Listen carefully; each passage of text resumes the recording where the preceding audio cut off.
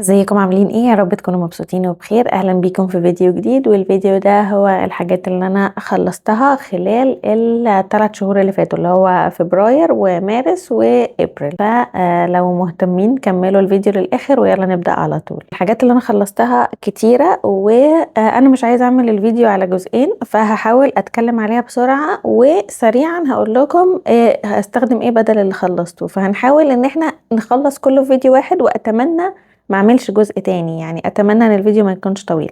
لو طول مني هعمل لكم جزء تاني وهينزل بعديه على طول ان شاء الله. اول حاجة خلصتها هو الهير ماسك. ده بقالي 90 سنة بحاول اخلصه، اللي هو اسمه كافيار من هير بليكس. ده حجمه 1 كيلو، فخد مني وقت طويل قوي، وعشان كمان كنت بستخدم معاه بتاع فيفلين نص كيلو. فكان بقالي تقريبا 4 5 شهور بحاول اخلص في كيلو ونص من الهير ماسك، بس الحمد لله خلصته.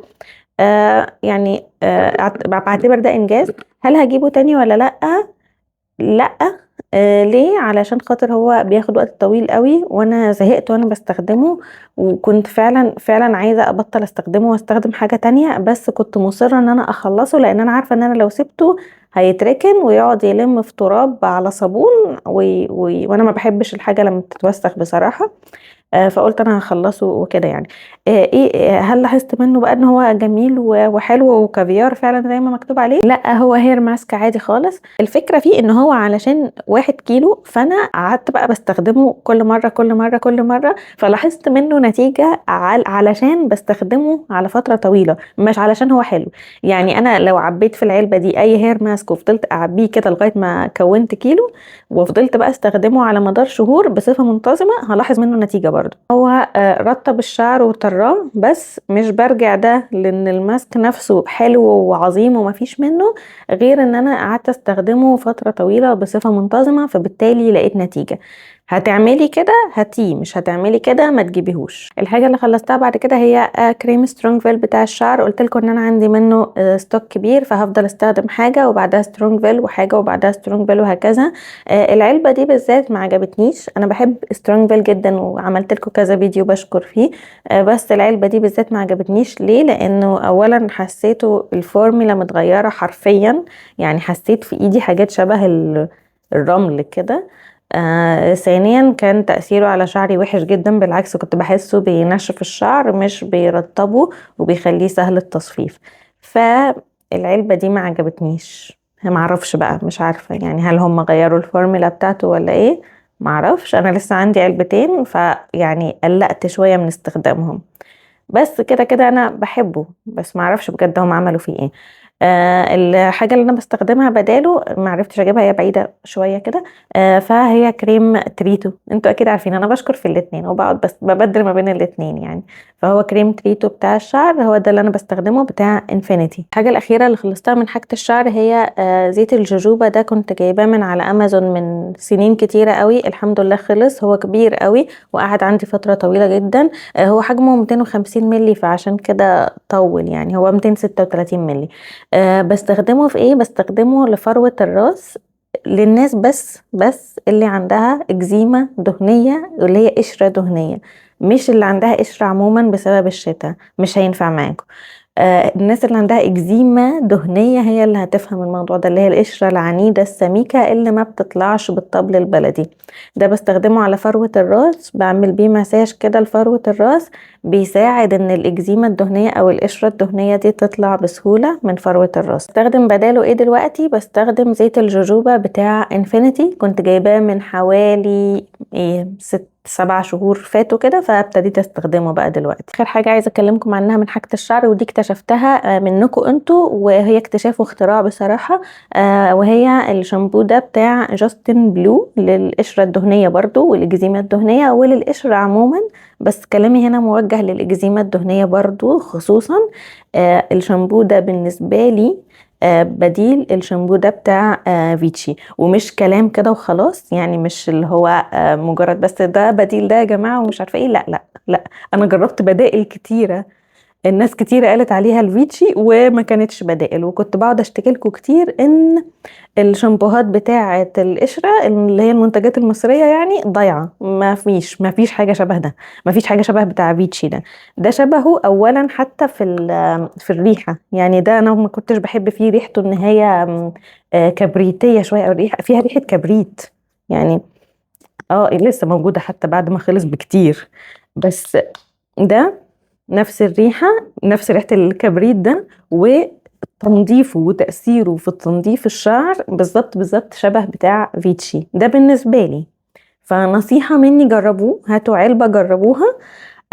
أنا جايباه مؤخرا، لسه مؤخرا، كان سعره حوالي 400 جنيه. الناس اللي عندها قشرة دهنية إن شاء الله هعمل شورت فيديو اكلمكم فيه عن الموازنه ما بين ان احنا نغسل شعرنا كويس جدا بس نحافظ ان احنا ما ننشفش فروه الراس، لان فروه الراس لما بتنشف بتبتدي تطلع القشره. فعايزين نحافظ على التوازن، ان انا انضف فروه راسي وبعدين ارطبها علشان ما يطلعليش قشره. عايزين نحافظ على التوازن ده. فالموضوع ده اعتقد مش محتاج ان انا اشرحه في فيديو طويل، هحاول اعمله في شورت فيديو، لو لقيته هيطول مني هعمل لونج فيديو. كده خلصنا حاجة الشعر، ندخل بقى على حاجة البشرة. اول حاجة خلصتها هي الكوتون بادز دي، كنت جايباها من موموسو. خلصتها الحمد لله، كانت جميلة على فكرة. جبت بدلها من دي براند مصرية اسمها كليو كوتون. جميلة، عجبتني. انا استخدمت منها تقريبا 3-4 كده عشان اجربها، حلوة قوي عجبتني. والقطنة بتصمد معايا ان انا بمسح بيها الوش كله، بتنضف كويس جدا. وطبعا يعني هي بتعتمد على جودة القطن بتاع الكوتون باد، وبتعتمد برضو على نوعية المايسلر ووتر. ده يدخلنا بقى على المايسلر ووتر. انا يعني قربت اخلص بتاعة شان دي، بس بما اني كنت مسافرة فمعرفتش اخدها معايا لانها بتسرب والغطا بتاعها مكسور، فما خدتهاش معايا وقلت هجيب. فجبت بتاعة ليفز دي شكلها، وفي منها لونين، اللون ده واللون البامبي، بس انا جبت ده عشان مكتوب عليه ان هو for dry sensitive skin. انا وشي جاف ودهني في نفس الوقت، ف... فقلت اجيب حاجه للدراي سنسيتيف سكين، لان هو قلت لكم انا في الفيديو اللي فات ان كان طالع لي حبوب بشعه ورخمه وسيستك اكني كتيره في وشي وكده، فكنت عايزه حاجه للسنسيتيف سكين. المهم دي تحفه جميله جدا، بدخلها جوه عيني بالكوتون باد كده عشان اشيل الكحل. ما بتحرقش العين، بتحرقها يعني طبعا لما تدخليها جوه عينك قوي، بس يعني وانت بتشيلي الكحل والماسكارا والحاجات دي ما بتحرقش. بتشيلي الميك اب كويس جدا. وطبعا طبعا لازم تشطفيها. مش عارفه ايه اختراع النو رينس ده اللي بيكتبوه على كل المايسلر ووترز، بس عموما يعني اي مايسلر ووتر لازم تتغسل وبالغسول كمان. فلو ما عملتيش كده يعني يا مرحب بالحبوب، لو ما نظفتيش وشك بالمايسلر ووتر من الميك اب، او لو ما غسلتيش وشك بالغسول بعد المايسلر ووتر. عموما هي دي اللي انا هستخدمها بعد ما بتاعت شان تخلص. هي بتاعت شان خلاص فيها حبه صغيرين خالص. ايه بقى؟ لان انا عندي اخر مايسلر ووتر كانت عندي قبل ما اجيب دي، اللي هي بتاعت ايفا اللي نصها زيت ونصها ميه. بس انا في الفترة الحالية خايفة ان انا استخدم حاجة فيها زيت على وشي، عشان خايفة تسدلي المسام. رغم ان انا بتاعت ايفا دي انا جربتها قبل كده وعارفة انها كويسة، بس خايفة منها دلوقتي. فهأجلها شوية وهستخدم دي، هستخدم حاجة ووتر بيست شويه كده لغايه ما اطمن ان بشرتي مش هتطلع حبوب تاني. وبعدين يعني بعد ان شاء الله ما اخلص دي هرجع استخدم بتاعه ايفا. خلصت كمان الشان سوزنج جel، وكالعاده قصيته، انتوا عارفين الحركه بتاعتي دي، وهستخدم بداله جل الصبار من امتنان. انا حياتي عموما لا تخلو من جل الصبار. فيا اما بستخدم ده يا اما بستخدم شان. الاتنين حلوين. شان بيبقى عليه شويه فيتامينز اضافيه، بتاع امتنان بيكون ما عليهوش حاجه، بيكون طبيعي 100%. بحبهم هما الاتنين زي بعض، ما فيش فيهم واحد احسن من التاني، انا بس بحب انوع. بس الاتنين حلوين جدا. مؤخرا كمان بقيت استخدم جل الصبار لترطيب فروة الراس للناس اللي عندها اكزيما دهنية او فروة راسها جافة. لو فروة راسك مش جافة مش محتاجة تعملي كده. بس حلو جدا، وبحسه فعلا بيسوز كده بيهدي اي تهيج في فروة الراس، بحسه يعني تأثيره كمان احلى من زيت الجوجوبا، فبقيت بستخدمه بالتبادل مع زيت الجوجوبا عشان ايه اهدي فروة الراس وارطبها ويعني اخليها ما تطلعش قشرة، احاول اسيسها كده عشان ما تطلعش قشرة. عايزة اقول لكم كمان ان انا اضفت لروتيني هذا الكريم او الجيل كريم بتاع بوريتو، ده براند كوري، وده اسمه اوت ان كالمينج جيل كريم. ده شكله. يعني كنت سمعت ناس كتير مدحت فيه، وتحت تأثير هذا المدح اشتريته وابتديت استخدمه بقالي شهر تقريبا. وانا كنت عشان ساعتها برضو كنت وشي مبهدل جدا، فقلت عايزة حاجة يعني كالمينج وكويسة. وانا بحب السكين كير الكوري عموما، بس مش اي سكين كير كوري بجيبه، لازم اجيب الحاجه المناسبه ليا، لان مش كل الحاجات الكوريه ولا كل الحاجات اللي بتطلع ترندات مناسبه ليا او ليكي. فلازم تركزي قوي انت بتشتري ايه، مش اي حاجه تطلع ترند تجيبيها. لما لقيت ان ناس كتيره بتتكلم عنه وبيقولوا ان هو حلو وبيهدي البشره وفنجل اكني سيف، فجبته. هل لاحظت ان هو هدلي بشرتي؟ لا، بس ما طلعليش حبوب جديده. ولما وشي الحمد لله هدي من الحبوب ما طلعليش حبوب جديده برضو. بس لاحظت ان انا ممكن اكون محتاجه الكريم مش الجل كريم، لان لاحظت ان ده بينشف لي بشرتي، او يعني عايز بشره دهنيه قوي، اللي هو لو بشرتك دهنيه جدا جدا ممكن تجيبيها يبقى حلو ليكي. انما البشره المختلطه اللي مايله للجافه لا، ناشف قوي عليكي. وفعلا بحس ان بشرتي ناشفه، حتى بعد ما بحطه بحس ان انا محتاجه ازود في الاماكن اللي بتنشف عندي، ازود فيها كريم تاني من نوع تاني. بما اننا بنتكلم عن كريمات الوش، فما ينفعش نغفل عن حبيبي وحبيبي الملايين انفينيتي سوذنج اند مويسترايزنج كريم. دي العلبه رقم 970 اللي خلصها منه. قلت لكم عليه كتير وشكرت فيه كتير، وناس كتيره جربته عجبها من كلامي يعني. وفي ناس كتيره مثلا ما عجبهاش لوشها بس عجبها لجسمها، فهو انت ممكن تجيبيه مش هيخسرك يعني. لو ما نفعش لوشك هينفع لجسمك، للسنسيتيف ارياز، لاي حته حاساها مثلا ناشفه شويه في جسمك، هينفع يعني، هيفيدك يعني، مش هيبقى فلوس واترمت على الارض. بس هو حلو جدا للوش وحلو جدا في الشتاء. في الصيف لا، الصيف هيبقى تقيل قوي قوي على البشره، فبالتالي انا الفتره اللي جايه دي مش هستخدمه. بس ان شاء الله هيرجع معانا من اول الخريف كده، او من اول ما الدنيا تسقع يعني، ان كان لينا عمر. هتقولوا لي طب هو في منه الجل؟ هقول لكم خدوا بالكم ان الجل فيه SPF، فممكن تجيبيه وتحطيه الصبح، بس حاولي ما تناميش بيه يعني، حاولي تمسحيه قبل ما تنامي، لان ما ينفعش ننام SPF على بشرتنا، لانه شبه الميك اب. فلو نمتي SPF هتصحي تلاقي طالع لك حبوب بعدها بيومين 3 وهتدعي عليا، وانا مش عايزاكي تدعي عليا. انا ما خدتش بالي ان انا خلصت حاجات كتيره قوي كده من حاجات الوش، بس كمان خلصت السامبل سايز دي من المايسلر ووتر بتاعت بايوديرما. كنت عايزه بس اقول لكم انها جميله جدا، ولو قادرين تجيبوها هاتوها، بجد حلوه عجبتني قوي. انا دي تاني مره اجرب فيها بايوديرما. كان عندي من نفس المايسلر ووتر دي، كان عندي الكبيره شويه كده، بس اللي كان غطاها اخضر. وكانت حلوه قوي، كنت بحبها جدا. بس مشكله بايوديرما ان حاجتها غاليه قوي، وان في بدايل. بايوديرما مثلا الكريم اللي هو قلت لكم عليه قبل كده اللي هو سينسي بايو ده حلو جدا، وحاسه ان هو فعلا ملوش بديل. بس بالنسبه للمايسلر ووتر يعني في منها بدايل كتيره جدا ارخص بكتير، وستيل ماركات كويسه يعني، زي بيز لاين وزي شان والله يعني، وزي رو افريكا يعني. في حاجات كتيره قوي عجبتني بديله البايوديرما، فحاسه انه يعني مش لازم تجيبي المايسلر ووتر بتاعت بايوديرما، غاليه قوي على الفاضي. خلصت كمان ال3 شيت ماسكس دول من ستارفل. ده اللي هو بتاع التفتيح، ما حسيتش منه تفتيح قوي بس لطيف يعني. الشيت ماسكس كده في الاول وفي الاخر دلع، ما عدا دول مش دلع، دول حلوين، دول حلوين بجد. فبس انا خلصت دول، وجبت كمان جداد 6، لاني ناوية استخدمهم بشكل اكتر يعني. مثلا بدل 3 مرات في الشهر ممكن استخدمهم اكتر. يعني حبيتهم جدا بصراحة. حلوين، بيدوا جلو للوش، بيقعد بعد ما تستخدمي الشيت ماسك ممكن يقعد لغاية 6-7 ساعات بعديه. وحلوين. كان في حد سألني هو في جواهم سيرم؟ جواهم سيرم، بس يعني ما ينفعش تسيبيه جواهم وتستخدميه بعدها بيومين او حاجة.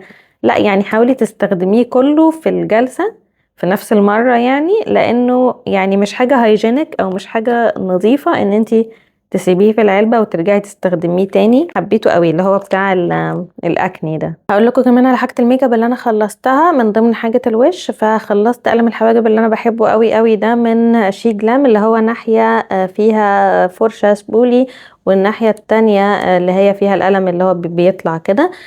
بحبه قوي، درجتي فيه اسبريسو عشان انا حواجبي اللي هي يعني سودة مش بني. فبحبه جدا.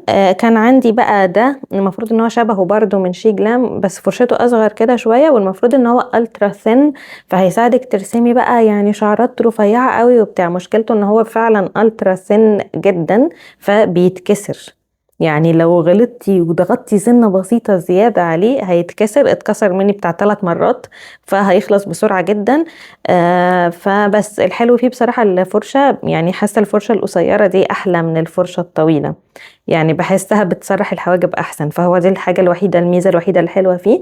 فانا اعتقد ان انا بعد ما يخلص هخليه عشان خاطر الفرشة، بس ما انصحكوش ان انتوا تجيبوه بجد، بيتكسر من اقل ضغطة بسيطة، يعني اقل غلطة هيتكسر منك. ده اللي انا بحبه وده اللي انا هكرره. جبت من قلت اشجع براندز مصرية، جبت بتاع سيبال. هو برضو نفس الفكرة، اللي هو من الناحية دي الفرشة حلوة برضو، بتسرح الحواجب حلوة جدا، بس الناحية دي زي قلم بيتبري سميك شوية، محتاجة تكوني يعني متدربة قوي قوي على رسم الحواجب بالقلم السميك ده عشان تعرفي ترسمي بيه. وإلا هتطلع منك تقيلة قوي وهيطلع شكلها شبه كفار قريش، بس هو حلو يعني، ممكن فعلا ان انا اكرره تاني. بيتصنع بيتهيألي يعني، هما بيقولوا ان هو تكنولوجيا الماني وحاجات من دي، بس هو مصري يعني. فبس انا بحب اشجع المنتجات المصرية من زمان بصراحة، احب منتجات بلدي. الحاجه بقى اللي هي ما خلصتش بس انا هرميها لانه منتهي الصلاحيه بقاله سنه من شهر 4 2025، هو الليب جلوس ده بتاع تشاو. حلو جدا على فكره، بس انا ما بستخدمش ليب جلوسز، يعني مش شخصيتي ان انا بحط ليب جلوس، بس هو للناس اللي بتحب الليب جلوس هو حلو جدا. انا ما بحبش الليب جلوسز. الدرجه دي كانت درجه 12، وهي درجه كده عسوله. تعالوا اوريها لكم. بس يعني انا خايفه احطها على وشي يبقى على شفايفي، يعني بعد ما خلصت بقالها سنه. بس هي جميله بصراحه، فانا يعني هخلص الفيديو ده وهرميه. بس انتوا لو ليكوا في الليب جلوسز يعني هي حلو. نسيت ان انا اوريكم درجه اللي هو قلم الحواجب بتاع سيبال ده، هو درجته اسمها اش براون، ودي الدرجه شكلها هي بني مدي على رمادي كده، فماشيه معايا يعني لما بحطها ما بحسش انه بني محمر، او ما بحسش ان حواجبي محمره او كده. ندخل بقى على حاجه الجسم وسريعا هنخلص ان شاء الله. اول حاجه خلصتها هي مزيل العرق ده من كولاجرا. هو مكتوب عليه ان هو بيفتح، بس هو ما بيفتحش. بيحمي من العرق كويس جدا في الاجواء اللي هي مش حر قوي. هيحميكي، ولو حر قوي محتاجه تغيريه كل او تجدديه يعني كل 8 ل 12 ساعه على حسب انتي بتعرقي قد ايه. طبعا مزيل العرق انا دايما بقول لازم نجدده مرتين في اليوم كل 12 ساعه، او لو انتي ما بتعرقيش قوي، او لو مش الظروف مش سامحالك اتليست جدديه مره واحده اللي هي كل 24 ساعه. بتجدديه ازاي؟ بتشطفي المنطقه بتاعه الاندر ارم بالميه والصابون، او الميه وغسول الوجه، وتنشفيها كويس، وبعدين تحطي مزيل العرق تاني. ما ينفعش تحطي مزيل العرق فوق مزيل العرق، ما ينفعش، ده كده حاجة وحشة جدا. تاني اللي خلصته برضو خلصت 2، فده بتاع تيلوفيل. مش عارفة هو مكتوب عليه وايتنينج ولا لأ، بس هو ما بيفتحش برضو، ما فيش مزيل عرق بيفتح بصراحة. أنا مش عارفة هما ليه بيكبدوا نفسهم عناء ان هما يزعموا أشياء ما بتحصلش. فانت ممكن ما تكتبش خالص ان هو بيفتح، واحنا مش مستنيين منه تفتيح. عايزين نفتح هنحط كريم تفتيح، او هنعمل اي بروسيجر تانية للتفتيح، بس احنا عايزين نحمي من العرق، فعايزين حاجة بتحمي من العرق فقط لا غير. نرجع لموضوعنا.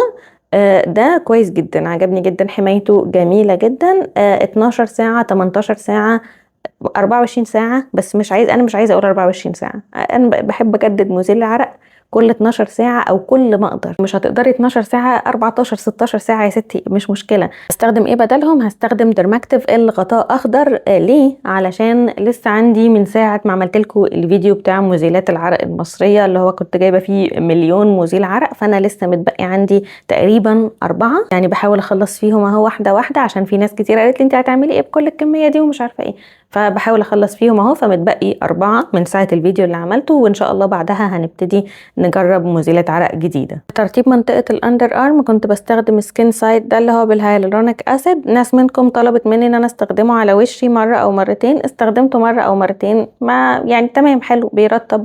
بس طبعا الواحد ما يقدرش يحكم على مرطب ان هو بيطلع حبوب ولا لا من مرة او مرتين، فهو لطيف، بس انا خايفه منه ستيل علشان قلت لكم انا بخاف من الحاجات اللي هي فولي بيورلي هايلورونيك اسيد. عندي عقده من زمان من الموضوع ده، من الكريم بتاع نيوتروجينا، قلت لكم على الموضوع ده قبل كده. استخدمته لترطيب منطقه الاندر ارم، ولما خلص ما قصتوش بصراحه، زهقت يعني. بستخدم ايه بداله دلوقتي؟ بستخدم ليلاك للوش وللاندر ارم. امتى برطب الاندر ارم؟ بعد ما اغسلها بالغسول وانشفها، برطبها الاول، استنى المرطب يتشرب وبعدين احط الديودرنت. دي اكسترا ستيب، بس يعني انصحكم تعملوها لو عندكم وقت يعني. خلصت كمان الشان هاند كريم، جميل جدا، واوريدي بستخدم علبة تانية منه دلوقتي، بس هي مش معايا دلوقتي حالا في الأوضة حاليا، فمش هعرف اوريها لكم. برضو خلصت كريم تاني كنت بستخدمه لإيدي برضو، بس هو المفروض كريم مكتوب عليه للبشرة وللجسم، بس طبعا ما استخدمتوش على بشرتي لان كانت ريحته قوية جدا، اللي هو هيبتا بنسينول. استخدمته على ايدي وعلى كمان كعب الرجل. ليه؟ علشان يعني ما كانش معايا كريم تاني لكعب الرجل ساعتها، فاستخدمته على كعب الرجل كام يوم كده ورا بعض، كان لطيف جدا على فكرة. وبيتشرب بسرعة، وليه ريحة لطيفة، يعني ليه ريحة خفيفة كده قديمة ظريفة. يعني ممكن مش ريحة حلوة اللي هو واو ايه الجمال ده، بس ريحة بترجعك لأيام زمان، أيام الزمن الجميل. هكرره تاني ولا لأ؟ لا. آخر حاجتين معانا هما بارفانات أو بادي ميستس. يعني أول حاجة خلصتها هو البرفيوم ده اللي هو اسمه خالص مسك بتاع لطافة. البرفيوم ده أنا حسيت إن أنا حاسة شمي نضجت عليه، أو يعني مش نضجت عليه، اللي هو يعني كبرت، يعني اللي هو عارفه كان فتره وخلص. فكنت بحط اخر حبه منه وانا متضرره جدا ومتازمه جدا. كنت بستخدمه في اللايرنج، كان بيبقى لطيف شويه، بلاير بيه حاجات. بس مش هجيبه تاني لان انا فعلا حسيت ان انا كبرت عليه. يعني لما جبته من 4 سنين كنت مبهوره بيه قوي. سامعين البلي ده؟ هو فيه بلي لطيف كده من تحت. بس يعني كنت مبسوطه قوي بيه زمان، وكنت فرحانه قوي وحاسه احلى ريحه مسك اشمها. بس لا، يعني حاسه ان انا شميت حاجات احسن، وحاسه شمي بقت محتاجه حاجات معقده اكتر من جاست فلات مسك كده، او يعني مسك ظاهر كده. المهم، فيعني انصحك بيه ولا لا؟ بصراحه يعني حاليا اسراء الناضجه شويه عن من 4 سنين، بلاش، لا ما تجيبيهوش. بس يعني شمي، لو عجبك هاتي، بس يعني ما تجيبيهوش من غير شم، حاولي تشميه الاول. وعلى فكره انا كنت جايباه يعني بعد ما شميته، كنت شميته الاول في مكان وبعدين عجبني وجبته.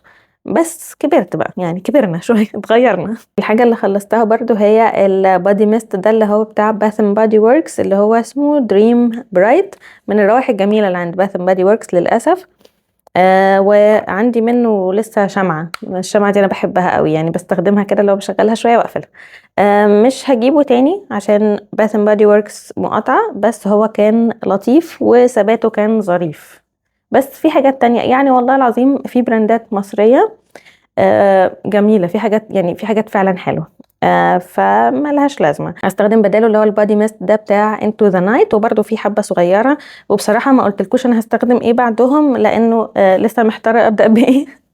فان شاء الله ممكن الفيديو الجاي ابقى اقول لكم انا استخدمت ايه بقى، لانه فعلا محتاره خالص. وممكن في فيديو من الفيديوهات ابقى اقول لكم يعني. بس لما ارسى على حاجه اساسا. فبس هستخدم ده لغايه ما يخلص، وهنشوف بقى بعدها هستخدم ايه. ده برضو من الروائح اللي انا بحبها، عشان كده كنت مخليه للاخر من البادي ميستس بتاعه باث اند بادي وركس. انا بيتهيألي عندي ايه 1 ولا 2 اللي باقيين، بيتهيألي مش باقي كتير خالص. باقي يعني الروائح اللي انا فعلا كنت بحبها، يعني هو ده وده، وتقريبا اللي هو اسمه داليا. مش فاكره باقي حاجه تاني ولا لا، مش فاكره، بس اعتقد يعني خلاص دول اخر حبه عندي. محتاجه كده اقعد افكر ان هستخدم ايه. انا عندي لسه حاجات تانية من ماء الذهب وليدي طبطب والحاجات دي، عايزه اشوف، بس محتاره دلوقتي مش عارفه ابدا بانهي واحد بعدهم. حاجه عويصه جدا. قعدت اكلمكم عن البادي ميست يجي دقيقه ان انا محتاره هبدا في ايه. بس ساعات الواحد دماغه بتقف يعني عارفين، ساعات فجأة تلاقوا دماغكم وقفت، مش عارفة تاخد قرار في حاجة عبيطة، فانتوا تفضلوا تفكروا فيها كتير. فعادي، ده بيحصل. بس كده حلوين، الفيديو خلص. يا رب الحق انزله لكم النهارده، بس هو هيبقى تشالنج صعب قوي بالنسبه لي، لان انا لسه هقوم اطبخ واغسل المواعين بعد الغدا. ومش عارفه، يعني مش عارفه الحق اعمل له اديت وانزله واشيك عليه ومش عارفه ايه كل ده قبل الساعه 11. مش عارفه بصراحه. ف يعني هحاول بجد ان انا انزله لكم النهارده عشان عايزين نلتزم بفيديوهين في الاسبوع او فيديو في الاسبوع على الاقل ان شاء الله. مش عايزين نقطع القطعه الطويله اللي قطعناها قبل كده دي. و وحشتوني، لسه وحشيني لغايه دلوقتي يعني. حتى عملت لكم فيديو اهو بس برضو لسه وحشيني قوي. فبس يا رب يكون عجبكم الفيديو، ويا رب ما كنتش طولت عليكم. انا حاولت اختصر على قد ما اقدر واوريكم مليون حاجه. اتمنى لو حتى ما قدرتوش تخلصوا الفيديو على مره واحده تكونوا قسمتوه. بس يعني بجد متابعتكم للفيديو كله بتفرق قوي في ان الفيديو يوصل لناس اكتر وكده يعني. بتفرق في التفاعل على الفيديو. فاتمنى انكم تكونوا شفتوه للاخر ووصلتوا لغايه هنا. فلو وصلتوا لغايه هنا اكتبوا لي في الكومنتس. وبس اشوفكم على خير ان شاء الله في فيديو تاني جديد قريب. باي باي.